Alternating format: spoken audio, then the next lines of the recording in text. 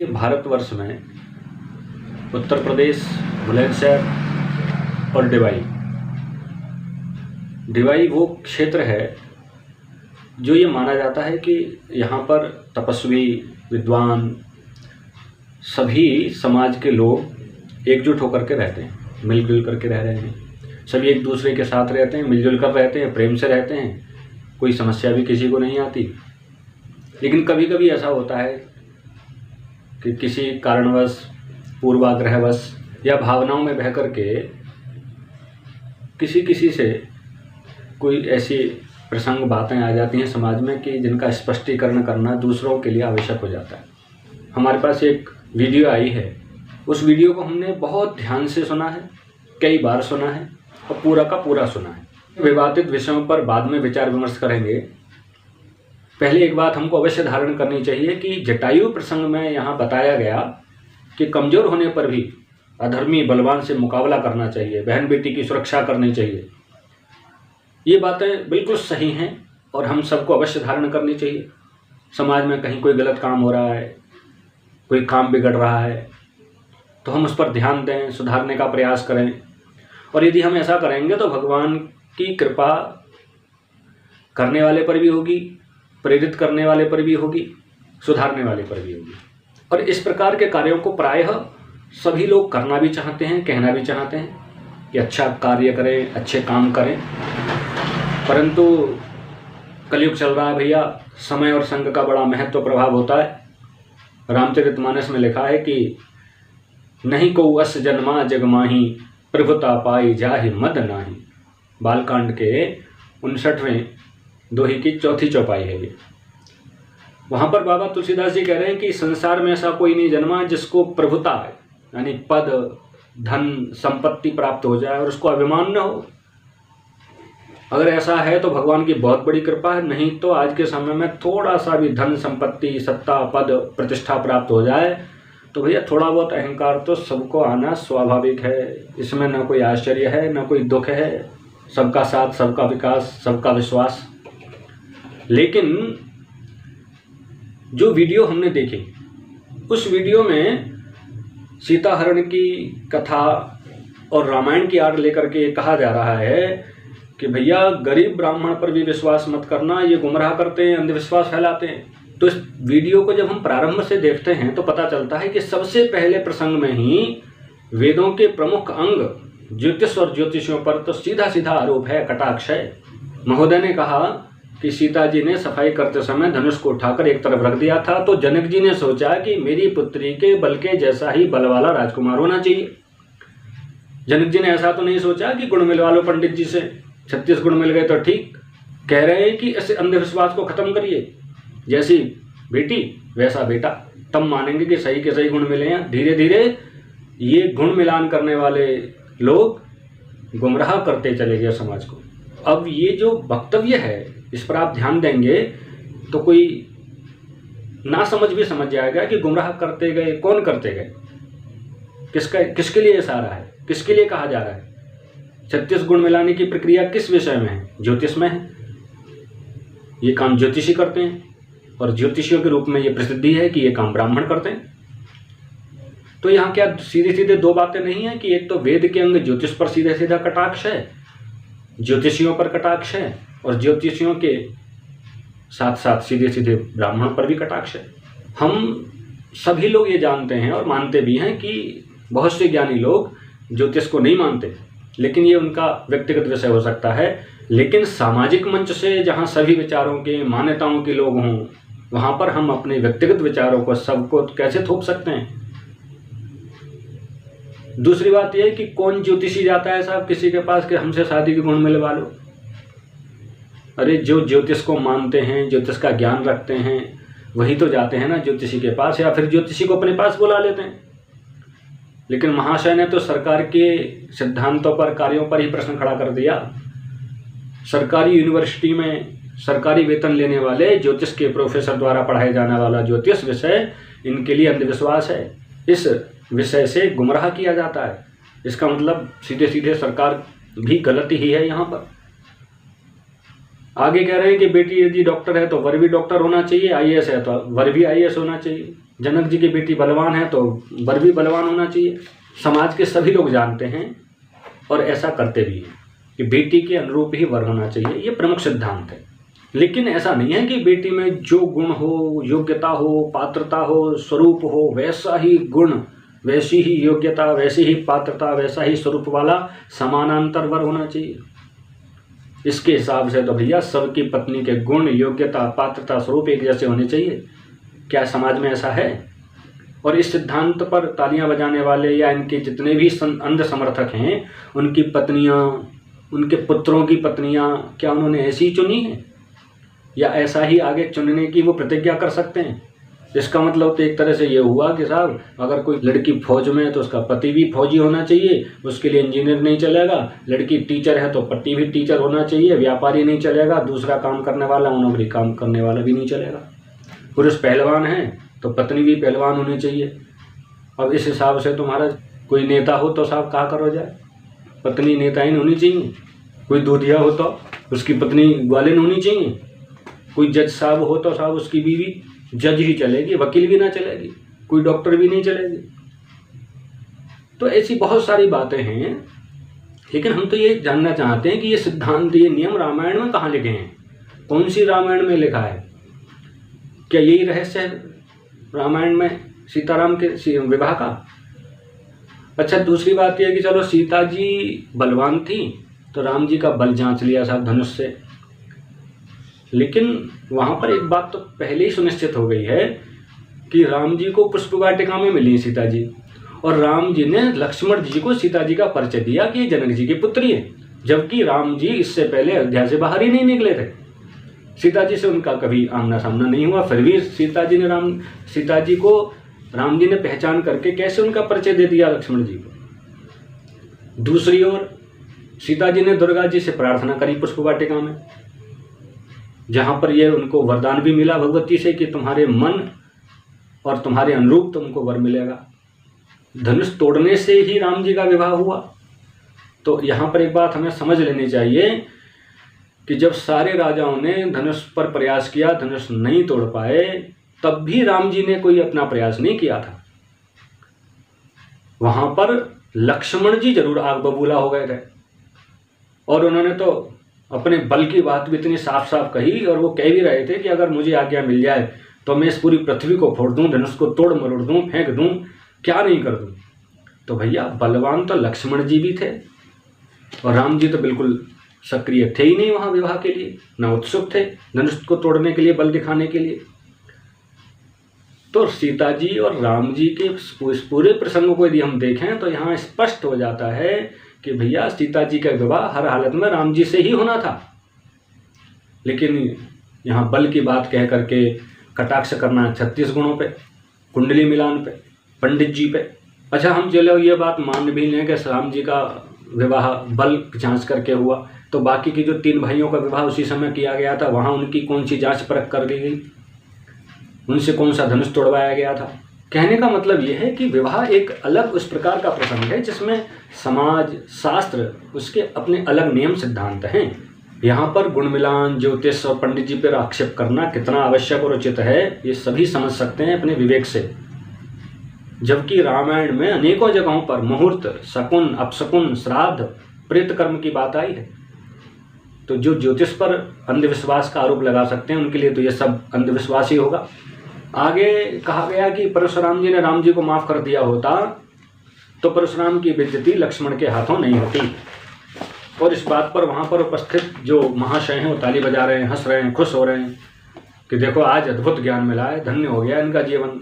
लेकिन क्या ये सज्जन अच्छे से जानकारी रखते हैं कि लक्ष्मण जी कौन हैं, परशुराम जी कौन हैं? लक्ष्मण जी ने परशुराम जी का अपमान कर दिया, ये कहाँ से इनको ज्ञान प्राप्त हो गया? किसने इनको ये आग्रह रख दिया कि लक्ष्मण जी ने जो कहा वो परशुराम जी का अपमान था? एक तरफ तो आगे सीताहरण की प्रसंग की बात कह करके कहा जाएगा कि ब्राह्मण पर विश्वास मत करो, और यहाँ दूसरी तरफ उसी ब्राह्मण तुलसीदास की लिखी हुई बातों पर पूरा विश्वास करके कह रहे हैं कि लक्ष्मण जी ने परशुराम जी का अपमान कर दिया। अब यहाँ 2 बातें हैं। सीताहरण के संबंध में कहा गया कि ब्राह्मण पर विश्वास नहीं करना है, और यहाँ उसी ब्राह्मण की लिखी हुई सारी बातों पर विश्वास है साहब। तो हमारे हिसाब से तो ये दो तरह की बातें होती हैं जिसको दोगली बातें कहा जाता है। अब सार तो ये है इस पूरे प्रसंग का कि भैया लक्ष्मण जी भी अवतार हैं, परशुराम जी भी अवतार हैं। कोई भी पारंपरिक कथा प्रवक्ता जो परंपरा से कथा को समझ करके, पढ़ करके, ग्रहण करके गुरुजनों से कथा क्षेत्र में प्रवेश करते हैं, ऐसे पारंपरिक कोई भी कथा प्रवक्ता कभी भी ये कहते हुए आपको प्राप्त नहीं होंगे कि लक्ष्मण जी ने परशुराम का अपमान किया है। वो यही कहेंगे कि लक्ष्मण जी परशुराम जी का संवाद हुआ, तीखी तीखी बातें हुई और बाद में परशुराम जी ने राम जी को पहचान लिया और परीक्षा लेकर के परशुराम जी चले गए। लेकिन यहाँ कुछ लोगों को ये बकना ही है कि परशुराम जी का अपमान कर दिया लक्ष्मण जी ने। और रही बात अपमान की लक्ष्मण जी के स्वभाव की बात की, तो उनका स्वभाव सबको पता है। परशुराम जी से पहले तो उन्होंने जनक जी को डांट दिया उस सभा में, इतने उग्र स्वभाव के, जबकि वहाँ पर उनके गुरु बैठे हैं, उनके बड़े भाई बैठे हैं। क्या ये सामान्य रूप से लक्ष्मण जी का शिष्टाचार था? और इस तरह का व्यवहार उन्होंने केवल परशुराम जी के साथ नहीं किया, अनेकों बार किया है पूरी रामायण में। यहाँ पर जनक जी के साथ कर दिया, परशुराम जी के साथ कर दिया, आगे चल करके अपने पिता के लिए भी उन्होंने खरी खोटी बातें कही, और उससे भी आगे चल करके वन में तो भरत जी को मारने के लिए भी तैयार हो गए थे। वो तो महाराज अगर आकाशवाणी न हो तो वहीं युद्ध मच जाए दोनों में। तो यदि लक्ष्मण जी ने परशुराम जी का अपमान किया ये कहोगे, तो फिर उन्होंने तो अपने ससुर पिता भाई को भी नहीं छोड़ा। और तो और भरत जी ने प्रसंगवश अपनी माता जी कैकेयी को खूब खरी खोटी सुनाई है। वस्तुतः यहाँ पर किसी ने किसी का अपमान नहीं किया है। एक जैसे दो स्वभाव वाले दो महात्माओं का, यानी कि लक्ष्मण जी का और परशुराम जी का संवाद है। जबरदस्ती नारायण राम जी के ही अंशावतार परशुराम जी का अपमान बताना, कहना, ये बिल्कुल भी उचित नहीं है। और एक बात जान लीजिए कि सबसे प्राचीन और प्रामाणिक जो वाल्मीकि रामायण है, उसमें तो लिखा है कि परशुराम जी स्वयंवर भूमि में आए ही नहीं। वो तो बारात के लौटने के समय मार्ग में मिले थे, और वहाँ पर लक्ष्मण जी से उनकी कोई वार्ता नहीं हुई। वहाँ उन्होंने सीधे राम जी को दूसरा धनुष दे करके उसकी प्रत्यंचा चढ़वा करके राम जी की परीक्षा ली थी, और प्रसंग वहाँ पर पूरा हो गया। लेकिन आश्चर्य की बात है महाराज कि ब्राह्मणों पर विश्वास न करने का आदेश देने वाले हमारे विद्वान महाशय एक ब्राह्मण की ही लिखी हुई बात पर विश्वास करके कह रहे हैं कि लक्ष्मण ने परशुराम का अपमान कर दिया, क्योंकि उनको इस बात में मजा आ रहा है और वहां पर बैठे हुए श्रोताओं को भी इस बात में मजा आ रहा है। हम तो सोच रहे हैं कि जैसे यदि राम जी को माफ कर देते तो परशुराम का अपमान नहीं होता, ये कहा गया। वैसे ही अगर स्वयंवर सभा में लक्ष्मण जी को रोष नहीं आता तो हमें तो लगता है कि राम जी का तो विवाह सीता जी से होता ही नहीं, क्योंकि लक्ष्मण जी के रोष से पहले ही जनक जी ने सभा भंग कर दी थी, खत्म कर दी थी कि यहाँ पर कोई इस योग्य नहीं जो मेरी पुत्री से विवाह कर सके। उसके बाद लक्ष्मण जी को रोष आया और लक्ष्मण जी के रोष के बाद में राम जी ने धनुष तोड़ा। तो अगर लक्ष्मण जी को रोष नहीं आता तो राम जी का विवाह ही नहीं होता। कहने का तात्पर्य है कि हम सिर्फ अपने मन से ही ये कहते रहें कि ऐसा होता तो वैसा हो जाता, ऐसा नहीं हुआ तो इसलिए नहीं हुआ। ये सब बातों से हट करके हमको शास्त्र की व्याख्याओं पर ध्यान देना चाहिए। अच्छा, एक बात और महत्वपूर्ण है कि विवाह से लेकर के सुपर्णखा तक का प्रसंग इस पूरे प्रवचन में गायब है। कहीं कोई चर्चा नहीं कि अयोध्या में कैसे गृहस्थ चल रहा है, कैकेयी ने क्या बमंडन मचा दिया, वहाँ पर क्या स्थिति बनी, परिवार में क्या कलह मची, वहाँ पर कोई चर्चा नहीं है। सीधे वहाँ से आगे बढ़ करके पहुँचा दिया गया है कहाँ पर, सुपर्णखा तक। क्योंकि ये जो बीच की कथा छोड़ी गई है इसमें ब्राह्मणों पर टीका टिप्पणी करने के लिए कुछ है ही नहीं। वहाँ तो अगर कुछ भी टीका टिप्पणी करोगे तो आपको ये कहना पड़ेगा अंत में कि भैया भगवान की लीला थी, भगवान लीला कर रहे हैं, राम जी को वन में जाना ही था, रावण को मारना ही था, इसलिए ये सब करना। तो यहाँ से सीधे सुपर्णखा के चरित्र में प्रवेश किया गया है और वहाँ पर कहा गया कि सुपर्णखा का चरित्र गिरा करके राम के पास आई। अगर सुपर्णखा चरित्र गिरा के न जाती तो पूरे राक्षस कुल का विनाश नहीं होता, ये बात कही गई है। लेकिन यहाँ भी आश्चर्य की बात यह है कि सुपर्णखा के प्रकट होने से पहले, यानी कि सुपर्णखा और राम जी का संवाद होने से पहले ही राम जी प्रतिज्ञा कर चुके हैं, निश्चर हीन करऊं मही भुज उठाई प्रणकीन। वहां पर राम जी कह रहे हैं कि मैं दोनों भुजाएं उठाकर प्रतिज्ञा करता हूं कि भूमि को राक्षसों से विहीन कर दूंगा। अब भैया अगर शूर्पणखा नहीं जाती चरित्र गिरा के तो राम जी की ये बात कैसे सिद्ध होती। खैर उस समय शूर्पणखा ने सीधे सीधे विवाह की बात कह दी। अब सीधे सीधे किसी से विवाह की बात कह दो महाराज, जिससे उसका चरित्र खराब हो गया, ये बात कह दो तो कह दो, ठीक है, हम भी कह रहे हैं साहब, उसको नहीं कहना चाहिए था। वो चरित्र से उसने अपने आप को चरित्रहीन सिद्ध करा दिया, उसको अपना चरित्र ठीक रखना चाहिए था। लेकिन क्या हमको ये पता है कि आज के समय में लिव इन रिलेशनशिप नाम का एक कानून सरकार ने सबको दे रखा है, और उससे समाज कितना चरित्रवान बन रहा है सरकारी तंत्र के सहयोग से, इस पर ज़्यादा कुछ खुलकर नहीं बोल पाएंगे भैया। जिसको समझना हो जानना हो वो गूगल बाबा की शरण में जाए या फिर ऐसी व्याख्या करने वालों से पूछ ले जाके। क्या बीजेपी सरकार ने सामाजिक दृष्टि से विवाह से इतर संबंधों को कानूनी मान्यता देते हुए 150 साल पुरानी 497 धारा को खत्म नहीं कर दिया है, जिसके अंतर्गत पहले विवाह से इतर संबंधों में सजा हो जाती थी स्त्री को पुरुष दोनों को, लेकिन अब ऐसा नहीं होगा। क्या ये चरित्र को बनाए रखने वाली बात है? फिर भी हम सामाजिक हैं और परमात्मा की कृपा से विवेक बुद्धि को भी धारण करते हैं, इसलिए ये बात फिर भी हम इन महाशय के मानने को तैयार हैं कि हम सभी को या किसी को भी ऐसा नहीं करना चाहिए जैसा शूर्पणखा ने किया। यहीं पर आगे एक बात आती है कि सीता जी ने सोने का हिरण मांगा तो राम जी उसे लेने के लिए चल दिए। इसलिए सबको पत्नी की बात मान लेनी चाहिए, नहीं तो घर में महाभारत हो जाएगा, ये बात कही गई है। तो भैया इसका मतलब तो ये है कि राम जी ने महाभारत को रोकने के लिए सीता जी की बात मान करके सोने के हिरण का पीछा किया। अगर सीता जी की बात राम जी नहीं मानते, हिरण के पीछे नहीं जाते, तो फिर तो सीता जी महाभारत कर ही देती हूँ। अच्छा चलो राम जी चले गए साहब महाभारत रोकने के लिए हिरण के पीछे, लेकिन क्या महाभारत रुका? क्या महाभारत नहीं हुआ? सबसे बड़ा महाभारत तो इसी वजह से हो गया क्योंकि राम जी हिरण के पीछे चले गए। न राम जी जाते न कुछ गड़बड़ी होती। और ये महाभारत तो बाद में होता, राम जी के जीवन में महाभारत तो बहुत पहले ही हो गया घर में। दशरथ जी ने अपनी पत्नी की आधी बात मानी और आधी बात नहीं मानी। वो अगर पूरी बात मान लेते, भरत जी को सिंहासन, राम को वनवास, ये पूरी बात मान लेते तो भी महाभारत, और आधी बात मानी कि भरत जी को राजपाट देंगे लेकिन वनवास नहीं देंगे तो भी घर में महाभारत हुआ।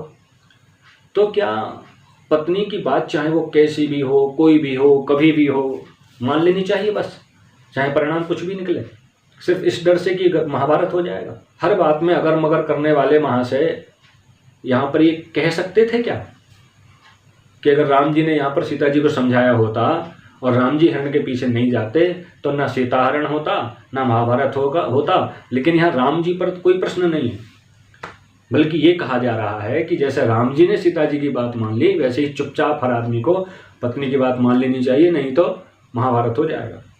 दूसरी बात यहाँ पर एक और भी आती है कि राम जी से सीता जी ने कहा जाने के लिए, हिरण लाने के लिए। राम जी लक्ष्मण जी को भी तो भेज सकते थे, बलवान तो लक्ष्मण जी भी तो नहीं थे, लेकिन राम जी ने ऐसा नहीं किया। इससे ये स्पष्ट होता है कि वो सब निश्चित प्रक्रियाएं थी, भगवान की लीला थी। अगली बात ये भी है कि राम जी ने जाते समय लक्ष्मण जी को आज्ञा दी थी कि यहाँ राक्षस बहुत घूमते हैं, सीता जी की रक्षा करना, और सीता जी भी इस बात को जानती मानती हैं। कई बार इस बात की चर्चा राम जी के, लक्ष्मण जी के, सीता जी के मध्य हुई है। फिर भी सीता जी ने लक्ष्मण जी के चरित्र पर प्रश्न उठा करके उनको जबरदस्ती भेज दिया जब राम जी की करुण पुकार आई, और लक्ष्मण जी भी यहाँ पर अपने भैया की आज्ञा को तोड़ करके चले गए साहब। और ये भी कह रहे हैं कि लक्ष्मण जी जानते थे कि मेरे भैया बहुत बलवान हैं, उनको कोई संकट नहीं हो सकता। तो लक्ष्मण जी जब सब जानते थे कि राम जी तो बहुत बलवान हैं, तो चलो सीता जी ने कहा कि तुम चले जाओ, तो वहां से हट जाते, छुप करके सीता जी की सुरक्षा करते रहते।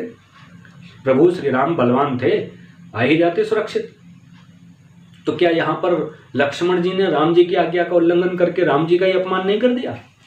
लेकिन लक्ष्मण जी, राम जी और अन्य इनसे संबंधित चरित्रों पर कोई प्रश्न कैसे उठा सकता है साहब? अच्छा, आगे लक्ष्मण जी ने रेखा खींच दी, सीता जी रेखा नहीं लांघती तो सीता हरण नहीं होता, इसलिए सब माताओं के सिद्धांत पर रहना चाहिए, ये बात भी कही गई। इसको हम तो पूरी तरह से मानते हैं कि माताओं के सिद्धांत पर जरूर रहना चाहिए कि भाई अपनी मर्यादाओं का उल्लंघन न करें। लेकिन क्या इस तरह से आज के समय में माताओं बहनों को रेखा के भीतर, घर के भीतर रहने की बात कोई कर सकता है क्या? सरकार ने तो कानून बना दिए हैं कि 18 साल के बाद माँ बाप अपने बालकों से चू तक नहीं कर सकते, रोकना टोकना तो बहुत दूर की बात है। तो फिर इस सिद्धांत का जो भी कहा गया माननीय के द्वारा कि सिद्धांत पर माताओं बहनों को रहना चाहिए, तो फिर सिद्धांत का क्या होगा, कैसे पालन होगा? एक तरफ ज्ञान की बात करी जा रही है, दूसरी तरफ सरकार छूट दे रही है सिद्धांतों को तोड़ने के लिए। तो इन सारे प्रकरणों को अगर हम विवेकपूर्वक देखें तो सच तो ये है कि सब एक लीला थी जो की जा रही थी, और बार बार जगह जगह रामायण में ये बात कही भी जा रही है। नहीं तो एक बार सोचने की बात है कि सीता जी राम जी के जैसी ही बलवान थी, फिर भी सीता जी को रावण उठा ले गया। पूरा प्रकरण ये है कि हमें एक पक्ष पर तो कोई भी प्रश्न नहीं करना है, बिना चूं चपट किए बस प्रशंसा करते जाओ और पूरे प्रकरण को घुमा फिरा करके एक दूसरे पक्ष पर ला करके लटका दो। इसी प्रकरण में सबसे संवेदनशील विषय आता है यहाँ पर एक कहा जा रहा है बहुत दम के साथ कि कोई भी भिक्षुक, कोई भी ब्राह्मण बनकर दरवाजे पर आए तो रामायण बताती है कि उस पर विश्वास मत करिए। अगर सीता जी विश्वास न करती रावण पर, जो भिखारी का वेश रख के आया, तो सीता जी का हरण नहीं होता। ये हमको जीवन में उतारनी है कि कभी भी विश्वास नहीं करना है कि गरीब ब्राह्मण है इस पर विश्वास कर लो, नहीं करना है। विश्वास तो सीता जी ने किया, उसके बाद क्या हुआ ये सब आप रामायण में देखेंगे। इतना वक्तव्य स्पष्ट रूप से कोई भी सुन सकता है। सबसे पहले ये जाने कि वक्तव्य देने वाले, सुनने वाले किस परंपरा से, उनका क्या संप्रदाय है, सनातन धर्मी हैं, कौन से संप्रदाय से हैं। दूसरी बात, हम राम जी को मानते क्या हैं साहब? भगवान मान रहे हैं, महापुरुष मान रहे हैं, या साधारण मनुष्य मान रहे हैं? इसी के साथ ये भी जानना बहुत जरूरी है कि हम रावण को क्या मान रहे हैं, राक्षस मान रहे हैं, ब्राह्मण मान रहे हैं, या फिर साधु मान रहे हैं। क्योंकि महाशय ने तीनों ही संबोधन किए हैं यहाँ रावण के लिए, लेकिन फिर भी विश्वास केवल ब्राह्मणों पर नहीं करना है। जबकि रावण ने जो कृत्य किया वो एक बाबा, योगी, सन्यासी स्वरूप से किया।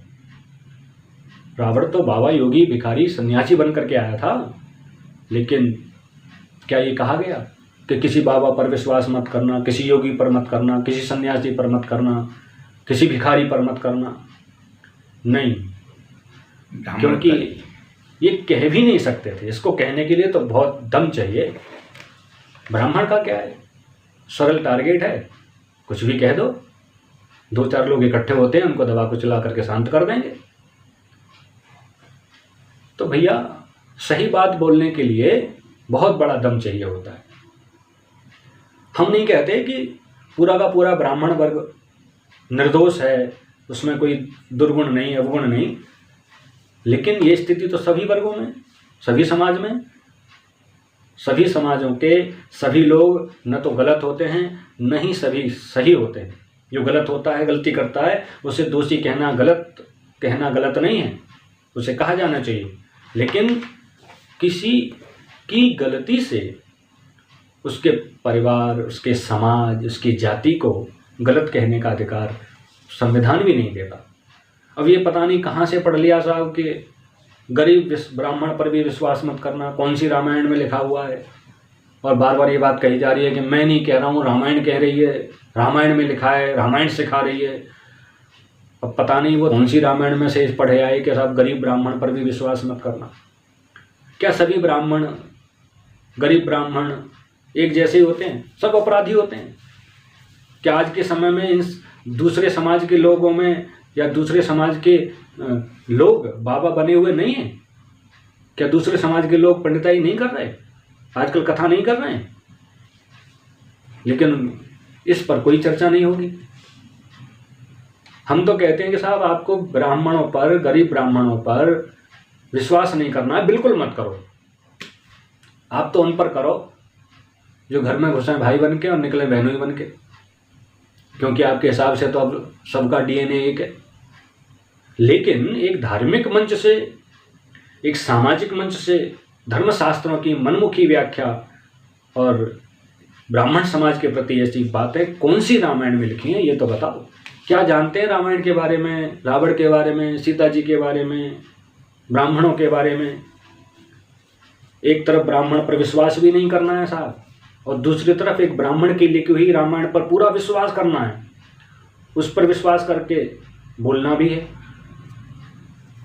यदि रावण को ब्राह्मण मान करके या उसे पूरे ब्राह्मण समाज का चेहरा मान करके ये बात कही गई है, तो इसका मतलब सीधा सा है कि भाषण देने वाले व्यक्ति को न तो रामायण के बारे में पता, न रावण के बारे में कुछ पता। अगर रामायण को कोई व्यक्ति विवेक पूर्वक देखेगा तो वहाँ साफ साफ उसे पता चलेगा कि रावण ने सबसे ज़्यादा अत्याचार तो ब्राह्मणों पर ही किया था। उसके यज्ञ, हवन, पूजा पाठ, श्राद्ध, ये सब तो रावण ही ने ही रुकवाए थे। जिसको ये बात झूठ लगे, भैया रामायण पढ़ लेना, रामायण न हो तो हमसे ले लेना, समझ में ना आए तो मिल लेना, स्वागत है आपका। और रही बात रामायण में ब्राह्मण की, तो इसी रामायण में राम जी कह रहे हैं भैया लक्ष्मण जी को भक्ति के उपदेश के समय में कि लक्ष्मण, जो प्राणी मुझे या मेरी भक्ति को प्राप्त करना चाहता है वो सबसे पहले क्या करे? तो कह रहे हैं कि प्रथम ही विप्र चरण अति प्रीति, निज निज कर्म निरत श्रुति नीति। जो व्यक्ति भगवान की भक्ति को प्राप्त करना चाहता है उसको सबसे पहले ब्राह्मणों में प्रेम पैदा करना चाहिए और वेद शास्त्रों की रीति से अपने अधिकार के अनुसार कर्म करना चाहिए। अच्छा, एक बात बताई जाए कि कोई भी व्यक्ति किसी सज्जन, किसी गुणवान, किसी श्रेष्ठ, किसी तपस्वी ब्राह्मण की कड़वी बातें सुन लेगा या उसका थप्पड़ खा लेगा और उसके बाद में उसकी पूजा कर सकता है क्या? तब हम में से कोई भी ये बात कह देगा कि ऐसे कैसे खा लेंगे थप्पड़, ऐसे ऐसे कैसे उसकी बात सुन लेंगे हम। लेकिन रामायण तो क्या कह रही है ये भी जान लीजिए। रामायण में लिखा है, सापत ताड़त पुरुष कहंता, विप्र पूज्य अस गावहि संता, पूज्य विप्रशील गुणहीना। ये बात रामायण में लिखी है कि शाप देता हुआ, मारता हुआ, कड़वी बातें कहता हुआ ब्राह्मण भी पूजनीय है, शील से गुण से हीन ब्राह्मण भी पूजनीय होता है। ये बात हम नहीं कह रहे साहब, ये बात उसी रामायण में लिखी है जिस रामायण के नाम से रामलीला मंच से प्रवचन किए जा रहे हैं। अब कौन इस बात को कितना स्वीकार करता है वो अलग बात है। और शायद आपको पता होगा कि ब्राह्मणों के लिए ये बात राम जी ने कब कही है। ये बात तब कही है जबकि सीता जी का हरण हो गया है और जटायु ने राम जी को ये बता भी दिया है कि भैया प्रभु श्री राम रावण सीता जी को लेके गया है दक्षिण दिशा की ओर। तो जिस ब्राह्मण पर विश्वास न करने की बात यहाँ पर कही जा रही है, जटायु ने बता दिया है तो वही ब्राह्मण ले गया है। उसके बाद भी राम के विचार हैं ब्राह्मणों के प्रति, ये तब का प्रसंग है ये। और दूसरी बात, सीता जी को रावण ले गया साहब हरण करके, लेकिन सीता जी तो राम जी के बराबर बलवान थी। गुण मिलाकर के तो ब्याह नहीं हुआ था ना, बल मिला के ब्याह हुआ था। तो फिर इतनी आसानी से रावण कैसे ले गया साहब सीता जी को उठा करके? तो वो बल केवल धनुष उठाने के लिए ही था। धनुष के खत्म होते ही बल भी खत्म हो गया सीता जी का। अरे राम जी की आवाज आ गई बहुत दूर से सीता जी तक कि मुझे बचाओ। तो क्या सीता जी यहाँ से हरण के समय में इतनी जोर से बल से नहीं चीख सकती थी कि राम जी तक आवाज पहुंच जाए? सीता जी ने धनुष उठाकर एक तरफ रख दिया। वही सीता जी रावण के रथ को लात मार देती तो वो दूर जाके गिरता या टूट जाता। लेकिन ये सब नहीं विचार किया जाएगा। यहाँ कोई अगर मगर नहीं किया जाएगा कि अगर ऐसा होता तो ऐसा हो जाता, ऐसा होता तो ऐसा होता, क्योंकि एजेंट के हिसाब से घुमा फिरा करके सारी बात ब्राह्मणों पर लाकर टिकानी है। गरीब ब्राह्मण पर विश्वास मत करना, ये कहना है। लेकिन गरीब ब्राह्मण पर विश्वास नहीं करना, ये कहना सरलता के साथ प्रवचन करने वालों को ये पता है कि सीता जी के कुलगुरु कौन थे? शतानंद जी, वो भी एक ब्राह्मण थे। राम जी के कुलगुरु वशिष्ठ जी, वो भी ब्राह्मण थे। सीता जी का हरण करने के बाद सीता जी के पति श्री राम जी वन में जिन जिन ऋषियों को प्रणाम करने के लिए, वंदन करने के लिए, सेवन के लिए गए उनके आश्रम में, वो सब ब्राह्मण थे। लेकिन राम जी को किसी भी ब्राह्मण पर अविश्वास नहीं हुआ। रावण को मारने में सीता जी के पति श्री राम जी का जिन जिन ऋषियों ने सहयोग किया वो सब ब्राह्मण थे। अब सत्ता की सनक में आकर के हम कुछ भी बक दें, कुछ भी कह सकते हैं राम। लेकिन महत्वपूर्ण बात तो ये है कि रावण को मारने में सीता जी के पति श्री राम जी का जिसने साथ दिया, जिसकी वजह से रावण का वध हुआ, वो भी ब्राह्मण ही था। अब यहाँ पर राम जी ने अपने प्रबल शत्रु के भाई ब्राह्मण भाई पर विश्वास कर लिया साहब, लेकिन इन महाशय को यही कहना है लौट करके कि गरीब ब्राह्मण पर भी विश्वास नहीं करना। अगर इनको विश्वास की इतनी चिंता है या किसी को भी चिंता है, तो क्या यहाँ पर कोई बोल सकता है कि साहब अपने भाई पे भी विश्वास मत करना, भाई भी द्रोही होकर के तुम्हारे प्राण ले सकता है या तुम्हारे शत्रुओं से मिल सकता है। भैया किसी भी वर्ग में, समाज में, जाति में न्यूनाधिक रूप से गलत सही लोग होते ही हैं, लेकिन इससे पूरे के पूरे समाज, वर्ग, जाति पर आक्षेप नहीं किया जा सकता। लेकिन यहाँ तो यही काम हो रहा है साहब। सीता हरण की आड़ लेकर के शास्त्रों की मनमानी व्याख्या कर दो, धार्मिक कथाओं को के प्रसंग का अर्थ का अनर्थ कर दो, लोगों को भ्रमित करते हुए केवल ब्राह्मणों के प्रति घृणा नफरत फैलानी है, सामाजिक एकता में, सामाजिक समरसता के ढांचे में विष बोना है, कैसे भी करके बस ब्राह्मणों के लिए दिमाग में लोगों के भ्रम पैदा करना है कि मत करो ब्राह्मणों पर भरोसा। हम कह रहे हैं कि साहब जिसको नहीं करना वो मत करो, बिल्कुल मत करो। लेकिन ये भी तो बात ध्यान रखना फिर कि अगर ये बात मानते हो कि ब्राह्मणों पर विश्वास नहीं करना है, ब्राह्मण विश्वास के योग्य नहीं है, अगर ये बात मानते, कहते हो, करते हो, तो फिर जीवन में कभी किसी ब्राह्मण से कोई व्यवहार मत रखना। यदि किसी ब्राह्मण से व्यवहार किया तो ये तो फिर दोगलापन ही माना जाएगा ना, कि एक तरफ हमें विश्वास नहीं है साहब और अपने स्वार्थ की सिद्धि के लिए हम ब्राह्मण से राम राम भी करेंगे। तो ये दो तरह की बातें नहीं करनी चाहिए। इस प्रकार से समाज में विघटन होता है, समाज टूटता है और इसका नुकसान शत्रु पक्ष उठाता है। वैसे एक बात यहाँ कहेंगे हम इस प्रसंग में कि आजकल एक वर्ग के लोगों के द्वारा खाने पीने की चीज़ों में मल मूत्र थूक मिलाने की खबरें और वीडियो खूब आ रही हैं। आए दिन सुनने में, देखने में आता है कि हिंदू लड़कियों को विधर्मी लड़के बहला फुसलाकर अपने प्रेम जाल में फंसा लेते हैं, फिर अपना काम पूरा हो जाने के बाद किसी को मार के उसके टुकड़े करके सूटकेस में भर दिया, किसी के टुकड़े करके फ्रिज में भर दिया। और एक दो नहीं, ये सैकड़ों सच्ची घटनाओं के आधार पर एक पिक्चर ही बन गई साहब पूरी की पूरी, जिसका नाम है केरल स्टोरी। उसमें स्पष्ट दिखाया गया है।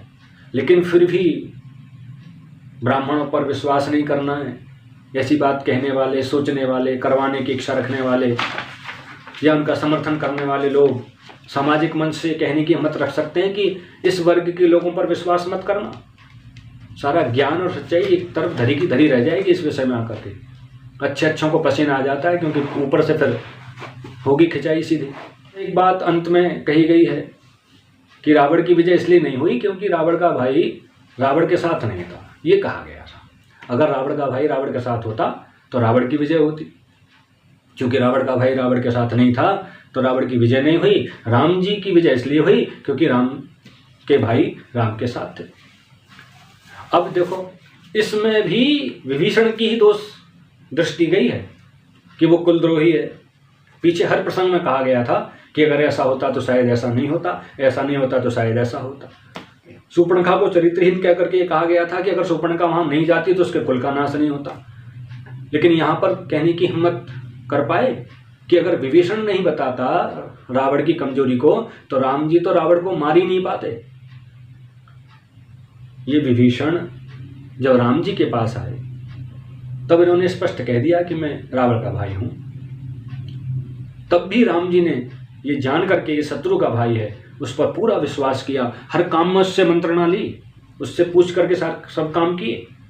और यहाँ पर रामायण के रहस्य के नाम पर ज्ञान बिखेरने वाले कह रहे हैं कि साहब गरीब ब्राह्मण पर भी विश्वास मत करना। इसका मतलब तो राम जी भी में भी ज़्यादा अकल थी नहीं, उनको ये वाली रामायण के रहस्य के प्रवचन सुनने चाहिए थे पहले। अगर ये प्रवचन सुन लेते तो वो भी विभीषण पर विश्वास नहीं करते। अंत समय में राम जी ने रावण की विद्वत्ता की, तपस्या की प्रशंसा करते हुए लक्ष्मण जी को रावण से ज्ञान लेने के लिए भेजा है। इसमें किसी विद्वान को, इन महाशय को रहस्य दिखाई नहीं दिया। केवल एक ही बात समाज के सामने परोसते चले जाओ शाबाश, कि ये नहीं करना है।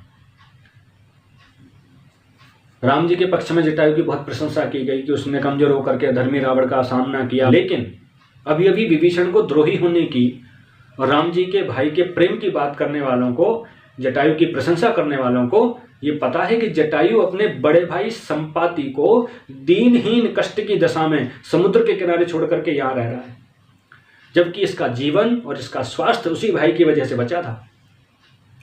अब अगर ये जटायु अपने भाई को छोड़ करके यहाँ नहीं होता तो राम जी को कौन बताता कि सीता जी को कौन ले गया है।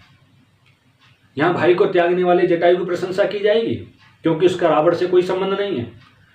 पर रावण के बारे में सब कुछ जानते हुए भी अपने भाई के लिए प्राण देने वाले कुंभकर्ण की, अपने पिता के लिए अपना जीवन देने वाले मेघनाद की और अपने पति का साथ देने वाली मंदोदरी सुलोचना की कोई चर्चा नहीं की जाएगी।